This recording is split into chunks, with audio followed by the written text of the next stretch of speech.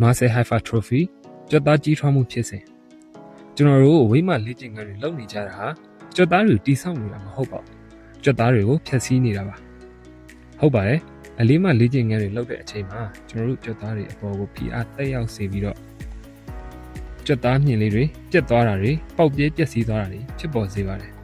အဲ့ဒါလို့ပေါက်ပြဲသွားတဲ့ကြွက်သားမြင်လေးတွေကြောင့်အုံနောက်ကနေပြီးတော့ခန္ဓာကိုယ်ကိုအချက်ပြပြီးပျက်စီးသွားတဲ့ကြွက်သားမြင်တွေကိုပြန်လည်ပြုပြင်ဖို့နဲ့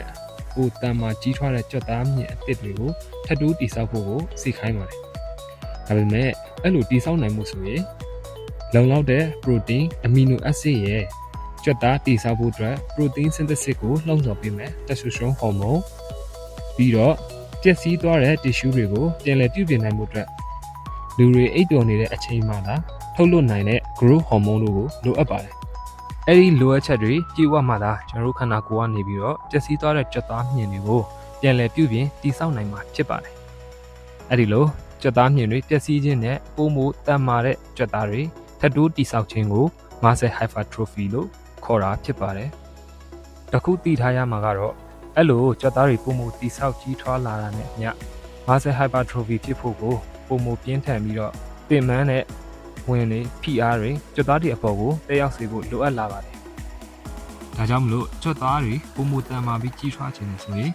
လေ့ကျင့်ခန်းပြုလုပ်တဲ့အချိန်ကိုတိုးမြင့်တာမတဲ့အလေးချိန်ကိုတိုးမြင့်တာကြွက်သားညှစ်အားအသုံးပြုချိန်ကိုတိုးမြင့်တာစတဲ့ progressive overload လို့ခေါ်တဲ့ဝင်တိုးလေ့ကျင့်ရေးနည်းစနစ်ဖြင့်လေ့ကျင့်ရမှာပဲဖြစ်ပါတယ်။ဒီနေ့ဗီဒီယိုလေးကတော့ဒီလောက်ပါပဲ။ကျွန်တော်တို့ FGFN channel လေးကနေပြီးတော့နေ့စဉ် fitness နဲ့ပတ်သက်တဲ့သတင်းအချက်အလက်နဲ့အယူအဆမှားတွေကိုသိပ္ပံနည်းကျရှင်းလင်းဖော်ပြပေးသွားမှာဖြစ်တဲ့အတွက်ကျွန်တော်တို့ရဲ့ channel လေးကို subscribe လုပ်ထားပြီးတော့တခြားသိချင်တာများကိုလည်း comment မှာဝင်ရောက်မေးမြန်းသွားလို့ရပါတယ်။အဆုံးထိကြည့်ပေးတာကျေးဇူးတင်ပါတယ်